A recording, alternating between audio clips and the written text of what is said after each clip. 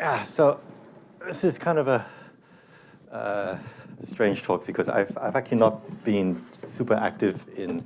So I'll be talking about random matrix theory, which is an area that I was working on for quite a while, for many years. So much recently I've not been so active, but yeah, I was asked by Svetlana to fill in for a speaker who couldn't make it. And I was at this meeting about, there's the very first, I think, of these localization waves meetings about 5 years ago. And I gave a very similar survey. So those of you who were there for the first meeting, there'll be a lot of overlap. There's been a lot of progress, not by me, but by other people since that talk. So the talk is a little bit different, but it will be mostly a survey, and I will not talk about some mathematical details so much. Okay, so yeah, so I'll be talking about sort of delocalization for random matrices. So there are many random matrix models, but I'll be interested in the case where you have a large N, and you take some N by N Hermitian random matrix.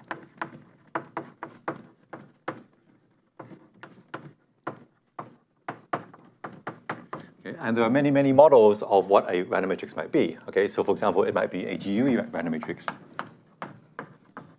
okay, where all the entries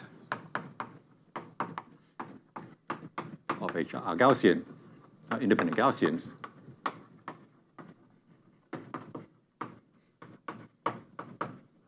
Okay, actually maybe all independent. Let's say the upper triangular matrix, the upper triangular entries.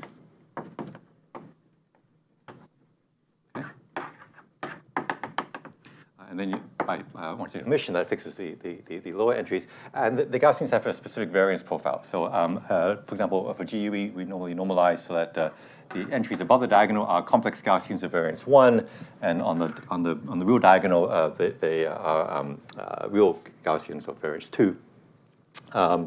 This is so this is a particularly nice model because it's an invariant ensemble. So this is.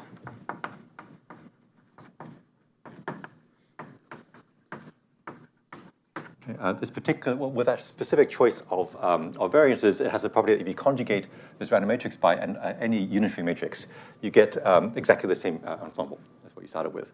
So, and that allows for very exact computations. You can compute, this is one of the models where almost everything is known.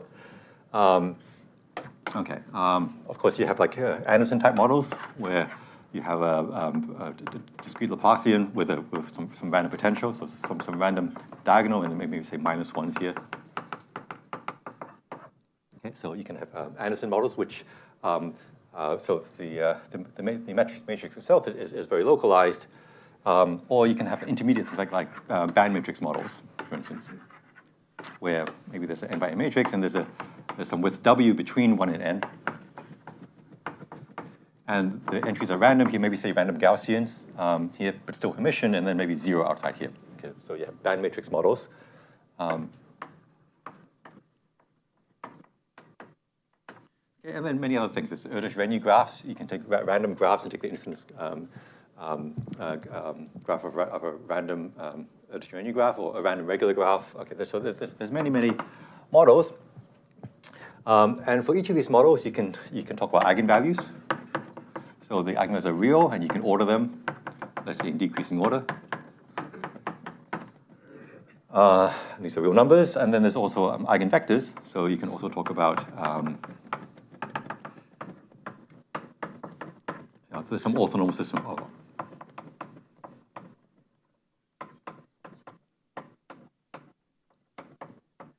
eigenvectors.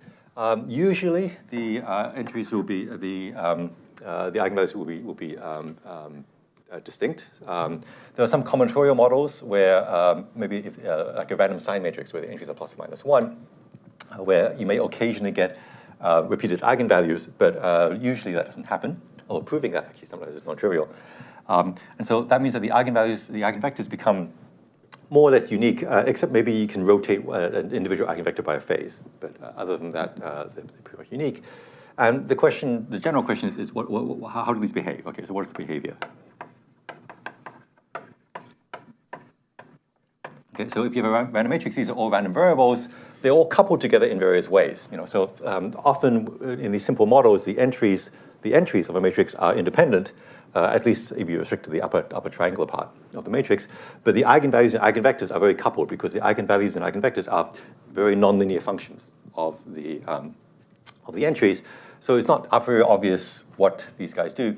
But what tends to happen is that in practice, you get kind of three types of behavior. Okay, so in practice, three types of things happen. So one is sort of delocalization.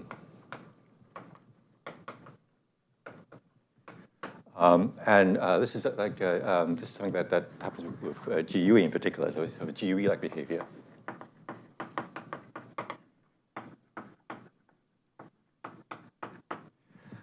So this it's a fuzzy term.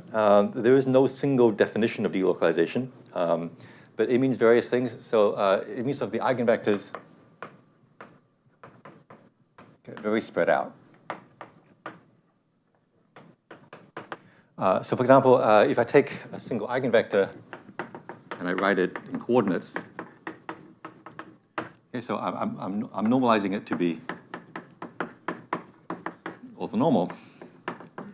So the energy, or L2 norm, of this vector is has to sum to 1. Okay, so you've got these n locations, and so the total energy of this, or magnitude of this eigenvector is 1. So you could have perfect localization where maybe it's entirely like all the energies supported at one point, that is complete localization, or it could be completely delocalized where it's spread out over all n entries, and its size has magnitude something like 1 over root n on every single entry. That would be perfect delocalization. In the case of GUE, so because GUE is invariant, it means that the distribution of the eigenvectors are also invariant. So in the specific case of GUE, each eigenvector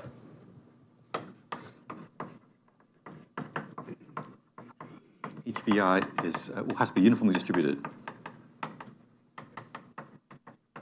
on the unit sphere. Either the real or complex unit sphere, depending on whether, actually for GUE it would be the complex unit sphere. I guess actually to be really technical, yeah, you have to also randomly rotate the phase to actually make this a true statement. And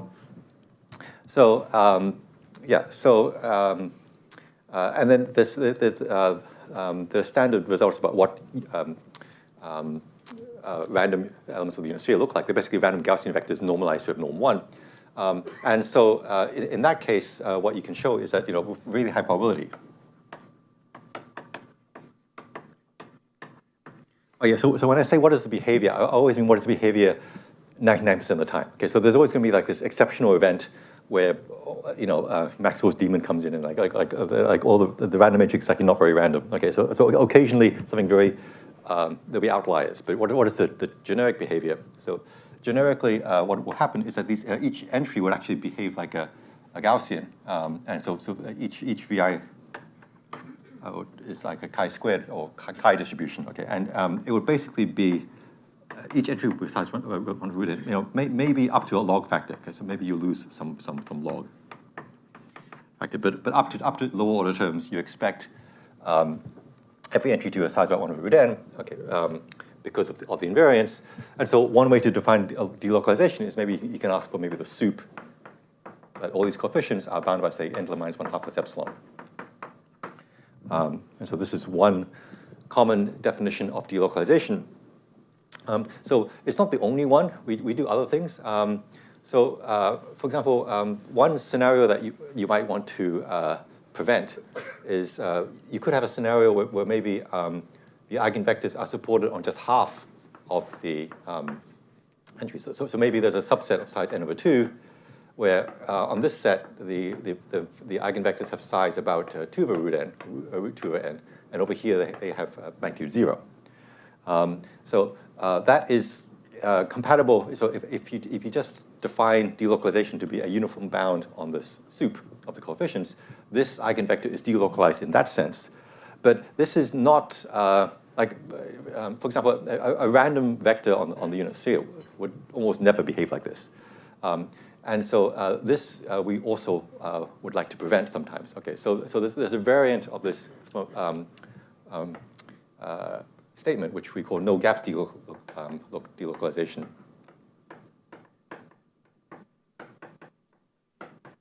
and I won't say it precisely, but it says that if there is no large subset on N for which the energy is really small.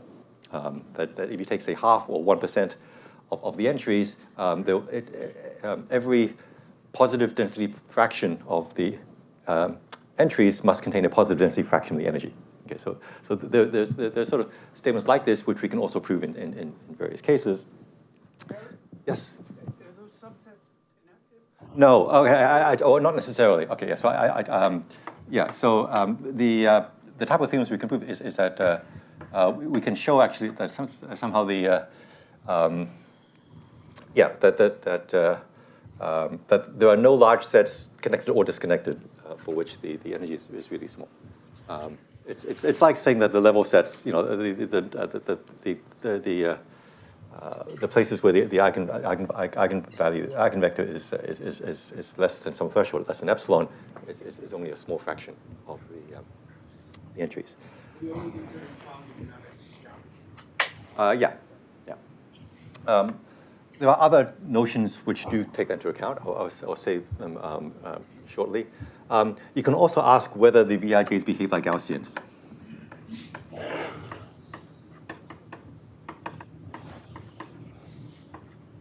So this is a more stronger statement, not just about magnitude of the entries, but their distribution. So again, if you take a random element of the unit sphere, of a very high-dimensional sphere, then there's standard probability tools that show that every entry, each coefficient of your vector, pretty much behaves like a Gaussian of standard deviation 1 over root n. And any two entries are basically independent. I mean, there is a very large-scale coupling. Of course, this constraint forces the entire n-tuple of coefficients to be coupled. But if you just take 10 of them out of n or something, they are pretty much independent. So there are sort of statements like this which are stronger in some sense than these sort of more crude soup type balance. Then there's something which is okay. It is called in some texts quantum unique ergodicity, but that also means other things too.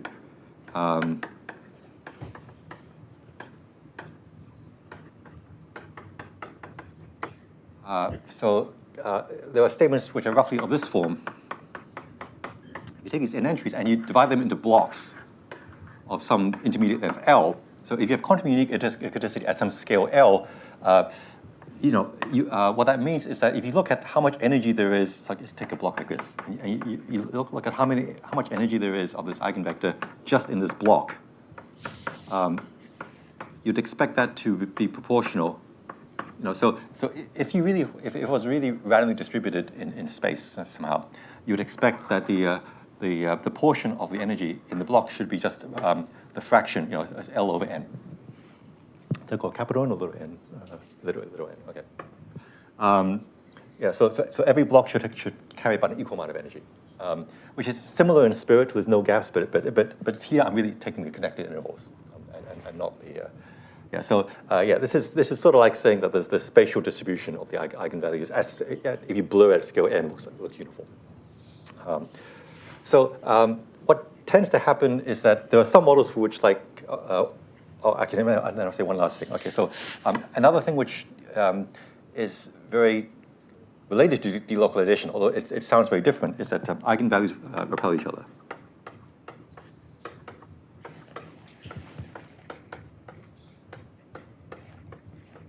And have GUE type local statistics.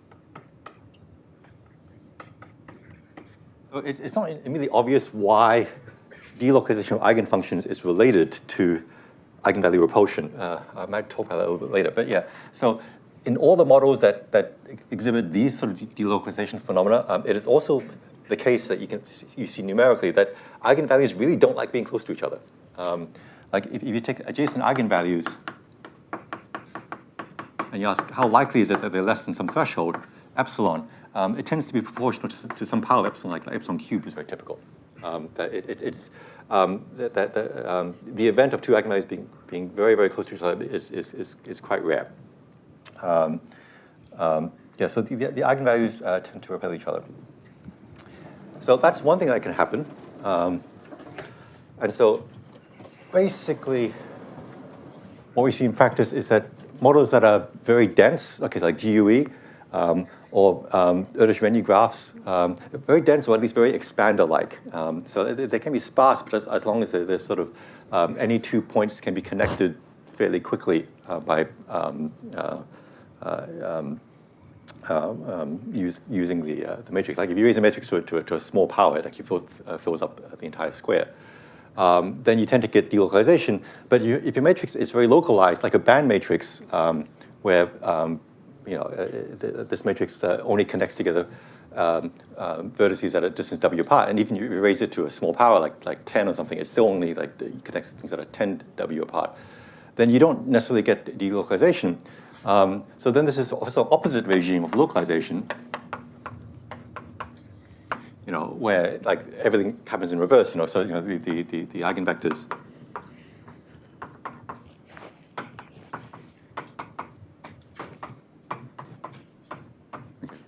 they're all localized to some bounded set of entries.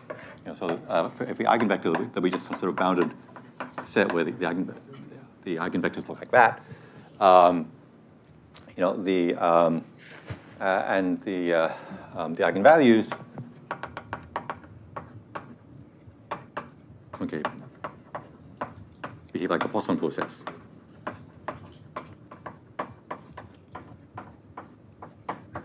So it's like you just plonk down n random numbers on the real line according to some distribution. And in particular, there's no eigenvalue proportion expected. The probability that two adjacent eigenvalues are less than epsilon tends to be proportional now more to epsilon than epsilon squared or epsilon cubed. So, for example, at the extreme, if you take a random diagonal matrix, then you get exactly this behavior. And Anderson localization is kind of the phenomenon that in some cases, if you take a slightly thickened diagonal matrix, you still get this type of behavior. But then there's an intermediate between complete delocalization and complete localization. You can have localization at some scale L.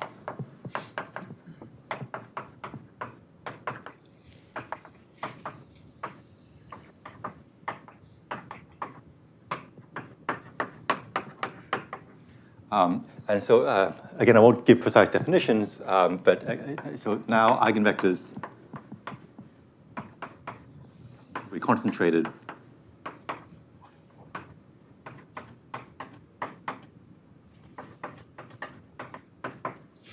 size L. So within this block of coefficients 1 to n, each eigenvector will associate with some block of length L, and the eigenvector will live here and then be very small outside of here, and then a different eigenvector might live on a different block. And eigenvalues would then exhibit this kind of hybrid behavior. So now in this case, the eigenvalues tend to split up into groups. You can split up your big interval into intervals of length L, and each interval of length L should come with about L eigenvalues, whose eigenvectors live in this interval. And what tends to happen is that eigenvalues coming from different blocks behave independently, like a Poissonian way. But eigenvalues within the same block, they behave in a GUE type way. They repel each other. So it's very hard to explain mathematically what I mean by that. But maybe it's a combination of GUE behavior and Poissonian behavior. So this is the intuition of what we expect. But it's surprisingly painful to actually prove any of this rigorously once you leave really simple models like GUE. Because there's always subtle correlations, as I said, between eigenvalues and eigenvectors, so like nothing is independent anymore once you pass to these things, and so it's you expect things to mix. I mean, you have these heuristics, but to actually completely exclude the possibility of some really weird cancellation, something that creates something other than these expected behaviors has been challenging. But we've been able to make progress. So I mean, roughly this sort of picture. Okay, so without quoting precise results, we can confirm mathematically most aspects of this picture, most of this intuition. For some models, okay. So for example, for Wigner matrices, we now have a pretty complete understanding. I guess I'll make one caveat. Okay, so when I talk about this behavior, you have to make a distinction between edge eigenvectors, eigenvalues at the edge of the spectrum and in the bulk. So there are a lot of technical extra things that happen at the edge. Well, here I'm going to only focus on the bulks. I say eigenvalues between. So when you talk about the eigenvalues from lambda 1 and lambda n, entries the eigenvalues between lambda, say epsilon n and 1 minus epsilon n for some fixed epsilon. Okay, so I'll just talk about bulk behavior. Edge is a whole layer of extra difficulty, which I don't want to talk about. But a lot of things we can do for bulk, we can also do for the edge, but all the exponents change, which is, okay. So Wigner matrix models, so these are generalizations of GUE where the entries are still independent, but not Gaussian anymore. But still identically distributed, at least away from the diagonal. Invariant ensembles. Okay, so GUE is a famous example of an invariant ensemble, but there's a bunch of other ones. So it's GOE, GSE, and then these beta ensemble type things. You can or any ensemble where the joint distribution function is some function of the Hamiltonian. The Hamiltonian is it's like some trace of some polynomial of the matrix divided by some normalization factor. So we can handle those. Erdős-Renyi type graphs.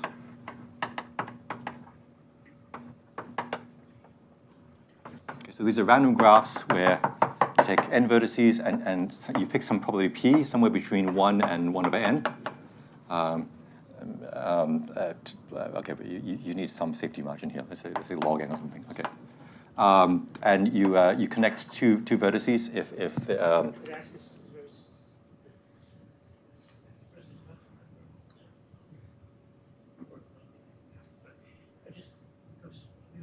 invariant, it means it's a variant under some unitary transformation. Yeah, unitary orthogonals and vector group. Yeah. So the eigenvectors would just be trivial. Right. So for those models, the eigenvector part of the story is trivial. Yeah, the eigenvalues, what is still non-trivial is the eigenvalue repulsion. But yes.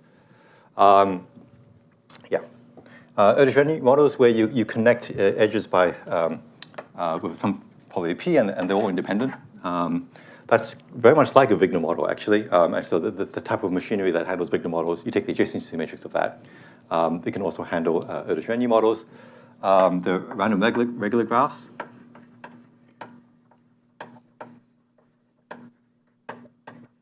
Which is a very similar type of model. You pick some degree d, which is somewhere between n and at least 3. And then you look at graphs which are d-regular. So every vertex has exactly d edges coming out of it. Now there's a little bit of coupling. Once because you fix this d, every time you make an edge, it makes it less likely that say if this is an edge, it's less likely that this is also an edge because of this coupling. But still, this was more difficult to handle. But recently we now have pretty good understanding of random regular graphs too. And sort of currently we are making progress on band matrices. Particularly in this one-dimensional model, you can have higher dimensional versions of this band matrix model, which are less understood, except in really high dimension where it is delocalized. But but this is sort of where current activity, I think, is proceeding. Okay, then there's a couple other models beyond these, but this is sort of a quick summary of dozens of papers. Okay, so why do we care about all these things? Okay, well, maybe actually that's it. The rest of this conference can actually explain why we care about localization and delocalization.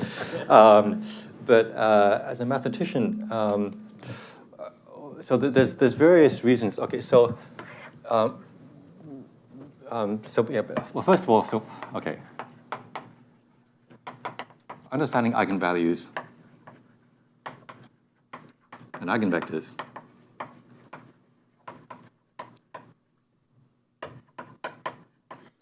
helps you understand other spectral multipliers, understand spectral multipliers.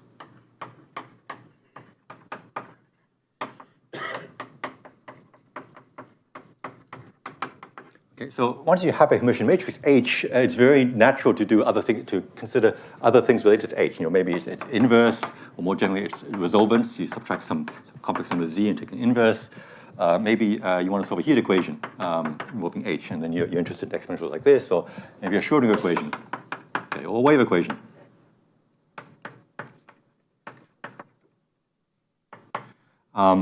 So, you know, or a Helmholtz equation or whatever. Okay, so there's lots and lots of good reasons, often motivated by physics, where you want to understand some spectral multiplier of your operator, and one of the most natural ways to understand such an operator is to do a spectral decomposition.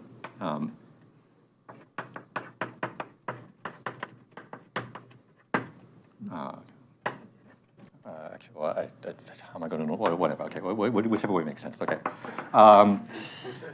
Yeah. So I mean, the spectral theorem lets you write any spectral multiplier as some combination of the eigenvectors and eigenvalues. Okay. And so you can kind of believe that the more you understand about the eigenvectors and eigenvectors, you know, the more you understand about these operators too. So you know, like if the eigenvectors are localized, you expect many of these propagators to also be somewhat localized, and so on and so forth. So that's. And conversely, actually, in many cases, you can kind of reverse this. Some of the ways that we start controlling eigenvalues and eigenvectors is to first understand some spectral multiplier. You know, for example, one of the most basic methods is the moment method, where if you can understand powers of this operator, of this matrix, well enough that you understand its trace. You know, the trace is just the sum of a moment of the eigenvalues. And so this is one of the most basic techniques to start getting a handle, at least on the eigenvalues. Resolvents are particularly useful for. Okay, this gets you information on sort of the bulk distribution, very coarse scale distribution of the eigenvalues. But the problem is it sums all of them at once. If you're interested in just like the contribution of a few eigenvalues, this is not very useful unless you're at the edge. At the edge of the spectrum, these are useful tools. But in the bulk, we don't actually use moments. We often resolvents tend to be the most powerful thing. So if you take a resolvent, and let's take a complex number of real part E and imaginary part eta, say, then using the spectral theorem, this is summing one of a lambda I minus E plus I eta times VI VI star. Okay, and in particular, like if you take in particular the imaginary part of, so let's for example take a diagonal. If you take a diagonal entry of this resolvent and take the imaginary part. That becomes, I think, eta times the sum over 1 over lambda I minus E squared plus eta squared VIK squared. And what this is a cutoff, a smooth cutoff. This is basically, like up to some normalization factor, summing over only those eigenvalues in a band.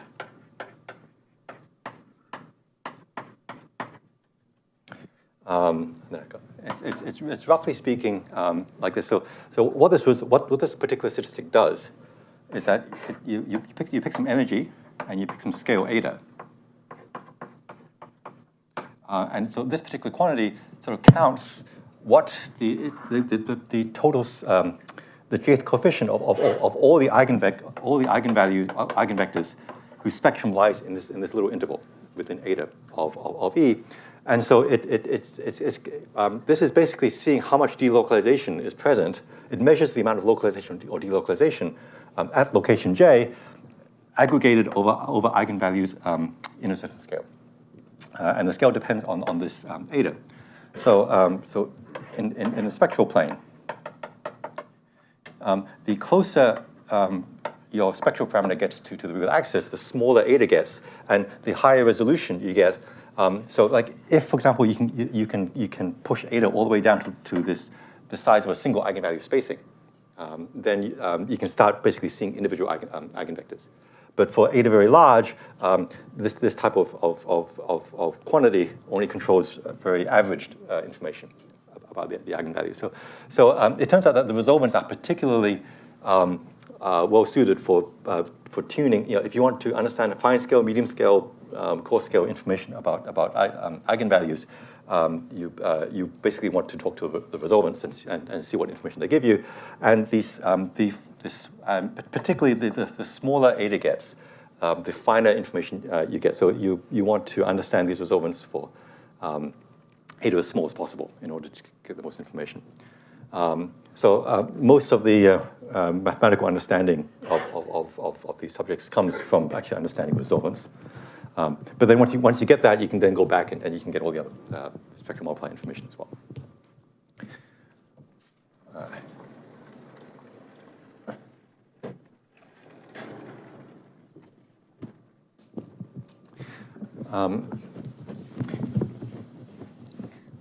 Let me say a little bit about why there's any relationship between things like eigenvalue repulsion and this sort of universal GUE type behavior. Yeah, so there is this sort of general implication, which we've worked out in the last 10 or 20 years, that okay, this is not a rigorous theorem, but it's sort of a principle, that once you know the eigenvectors are delocalized, the eigenvalues tend to behave very universally at small scales. And all their statistics, their gap statistics, their correlation functions, they tend to behave like GUE. Occasionally GOE or some other beta ensemble, but usually GUE. So yeah, the delocalization of eigenvectors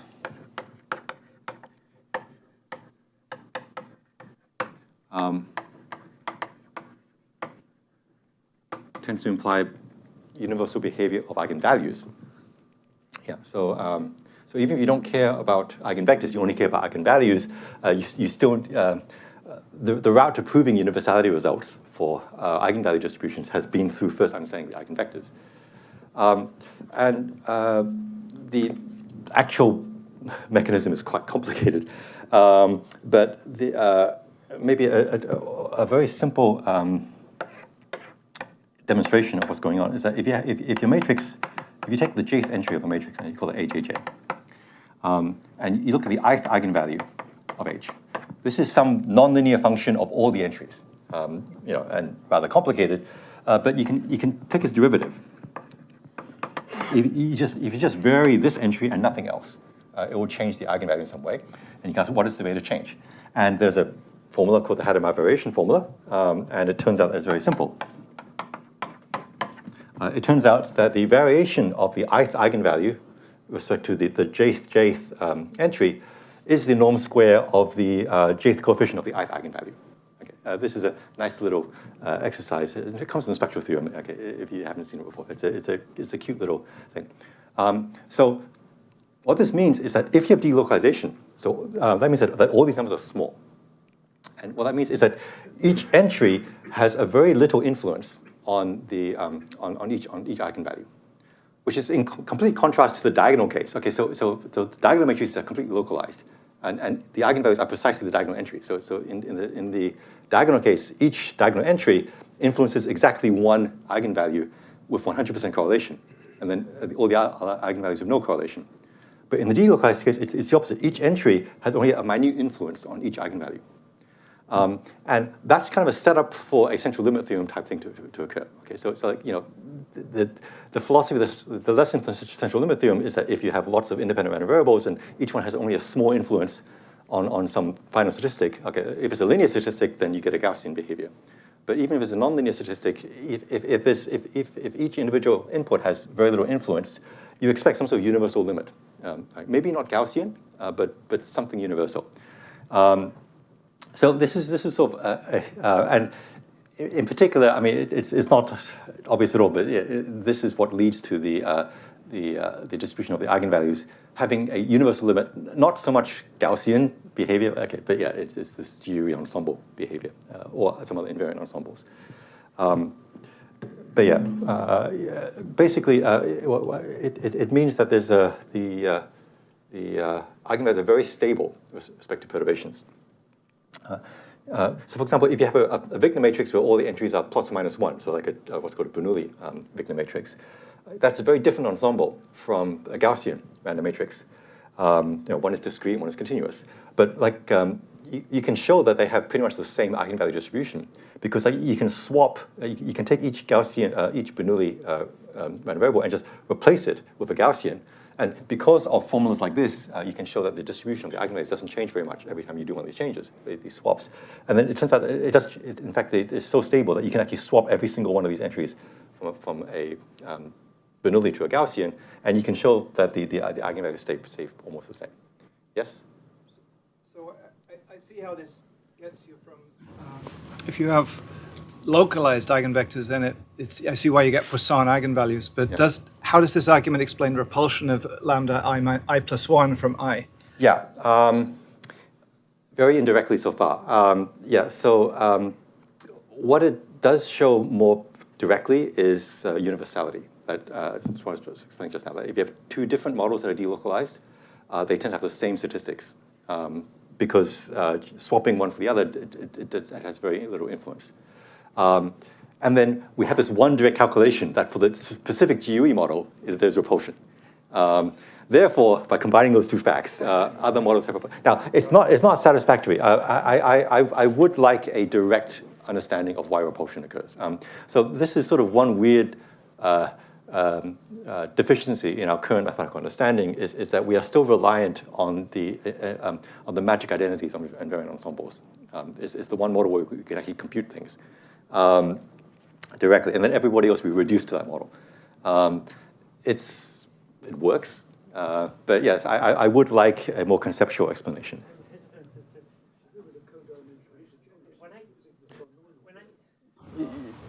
Well, okay. No.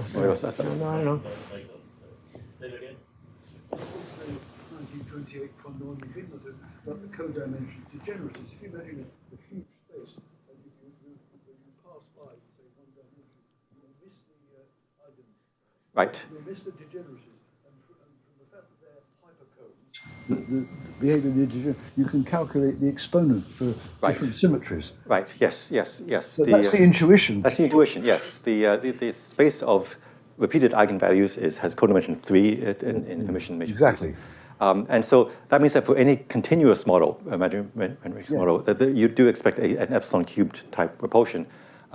What is a lot less obvious is for discrete models, like coming from random graphs, that you get that repulsion. And the only way we can do that is by using this kind of stability to compare the eigenvalue distribution of a discrete model with a continuous model for which that reasoning applies. But yes, I would love a direct explanation of repulsion for discrete models. I think. Okay. Yeah, so that's mathematically one reason why we care about delocalization, because it also gives you universality of gaps and so forth, which we also care about. Does it work the other way around? Sort of. Okay, so yeah, conversely, the more you know about eigenvalues, it does help you understand eigenvectors too. I mean, it's not super surprising.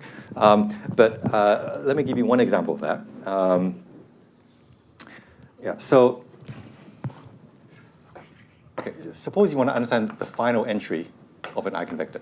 Okay, VIN. How do you control VIN? Well, one thing you can do is that you can use the eigenvector. Okay, so you can do something very naive. Okay, I mean, VI solves the eigenvector equation. And let's write this H as a block matrix. Okay, so you've got an n minus 1 and n minor H prime. You've got this one final entry A and n. There's some row here and some adjoint row over here, and V okay, there's some n minus 1 dimensional vector here, and some Vi here. So you write H as a block matrix, you split up V into this final component and everybody else, and you can write this as a system of two equations. It's H prime Vi prime plus X Vin equals lambda I Vi prime and X star Vi prime plus ANN Vin equals lambda Vin. And you can just solve. You can just try to solve for Vin, which is not a deep thing. It's called shear complement. You do that, and you end up with this formula.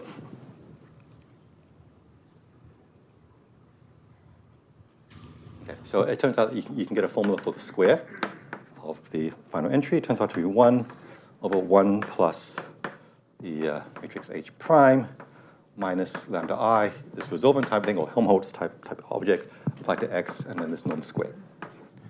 Okay, so it turns out that you get an identity like this from it's just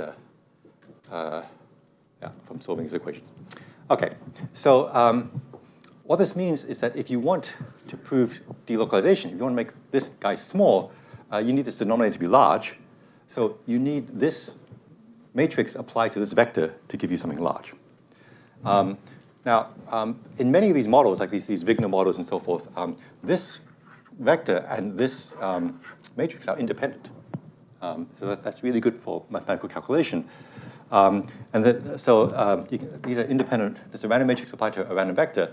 And basically, you can attack this problem by basically doing a spectral decomposition of this matrix.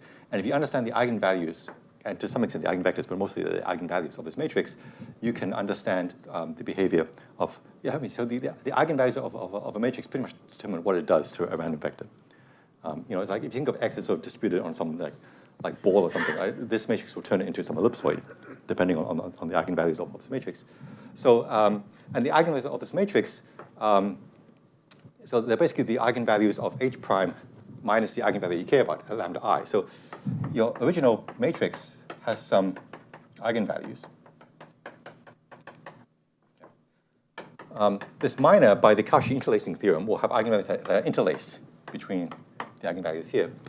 And so if you want to use this formula, you need to understand how close the eigenvalues of the minor can get to the eigenvalue of the original matrix, and that relates to gap information about spacing between gaps. And so that is a way in which you can kind of go backwards, and if you know enough information about local spacing of eigenvalues, you can actually get information about your eigenvectors as well. So there's lots of connections like this. All right. Okay.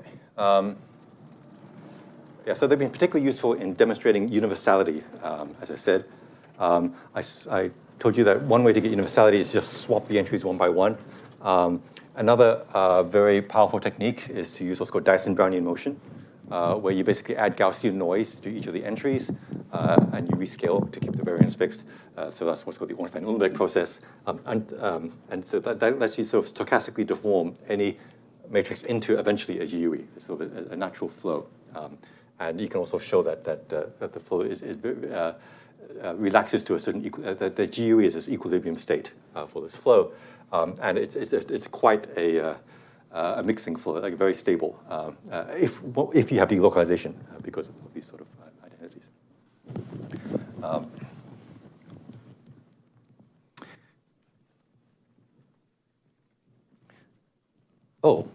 I am okay. All right, I will skip. I took much more time than I expected.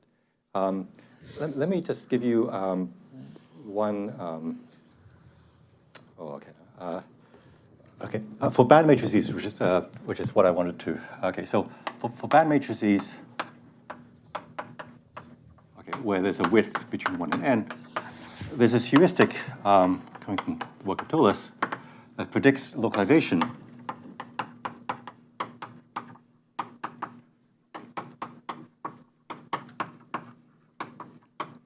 Scale being the smaller of w squared and n. So for W less than root n, you get some localization.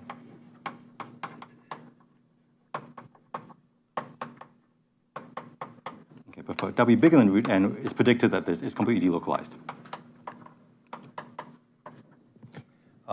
And we're beginning to, this is still partly conjectural, very recent work of Yao and Yin, we basically now can confirm the second part of this. So by delocalized, we get the whole suite of things. We get delocalization of eigenvectors, we get quantum uniquity, we get universality of eigenvalue spacing and so forth.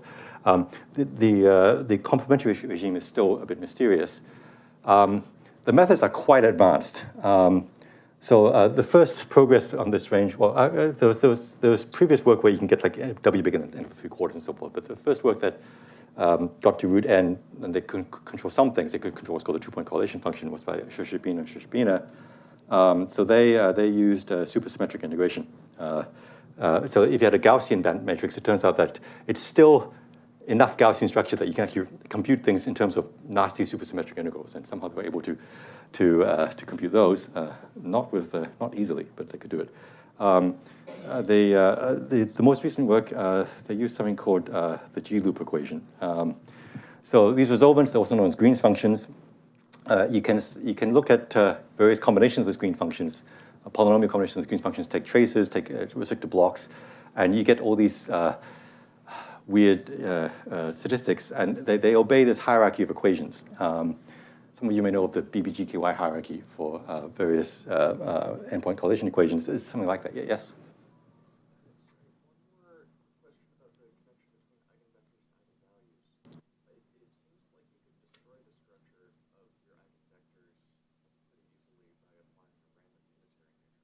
Yes.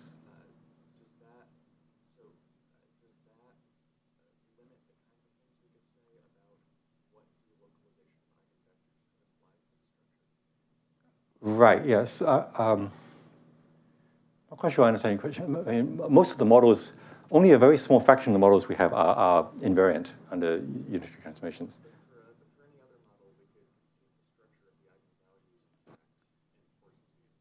Yeah. So you could take a band matrix and then conjugate it with an arbitrary unitary matrix, and then have the same eigenvalue structure, and that would force, say the eigenvectors to be basically random. Yeah, you could do that. It makes now, these models are harder to analyze now, because now you don't have any independence on the entries.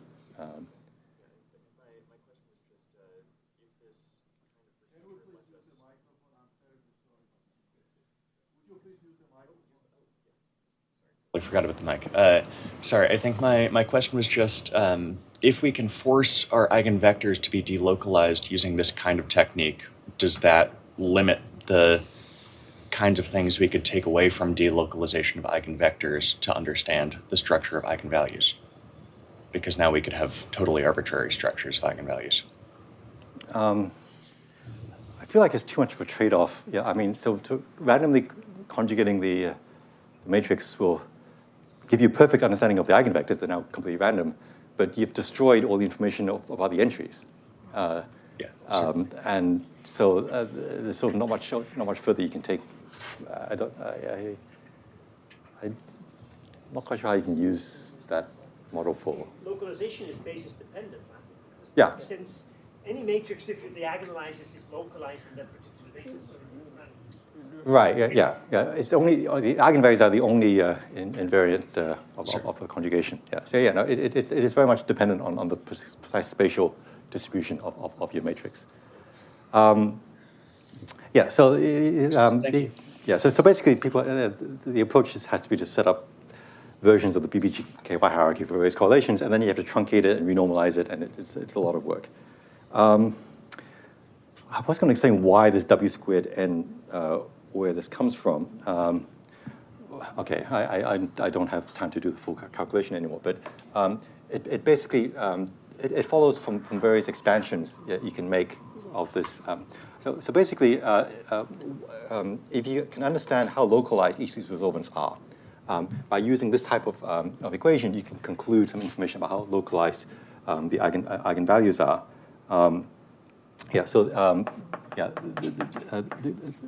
The key calculation is to or key prediction is that this resolvent is localized.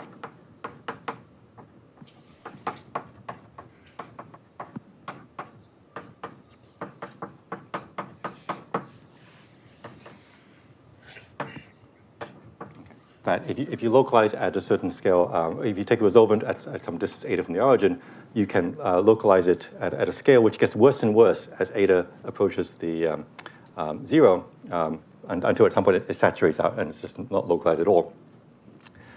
Once you have that, you plug it into this type of relation, and you can understand localization of the eigenvectors. And the way that you're supposed to do this is that you can find there is sort of a convergent series expansion. There's a series expansion of the resolvent, which morally should converge. So in powers of things like H. Okay, actually, it's not exactly H, but you break up H into copies of smaller copies. You add H as the sum of independent copies of things that look like H. But okay, but you can expand this as a series expansion, which should converge after about 1 over 8 and 1/2 terms. And so, like, actually, about the 1 over 8 terms, actually. And so, like, H itself has delocalizes to with W. If you raise it to many powers, it will spread out, and it tends to spread out at a random rate, so at a diffusive rate. So like H to the K is sort of localized at scale W times the square root of K. So if you have 1 over 8 terms, it should spread out like W over 8 to the 1/2. So there's a series expansion that you can use it, which morally gives you this type of localization of the resolvent, and that's kind of if you do the arithmetic, that's what gives you this type of localization. So this is this Tollers heuristic. Justifying any of this has been quite a challenge. So the actual proofs of delocalization don't proceed by what I just said. This series actually is really divergent when you actually try to do it in practice. This morally convergence is with a huge grain of salt. So we have to do these other things using these BBGKY type equations instead. Okay, but I'm out of time, so thank you very much.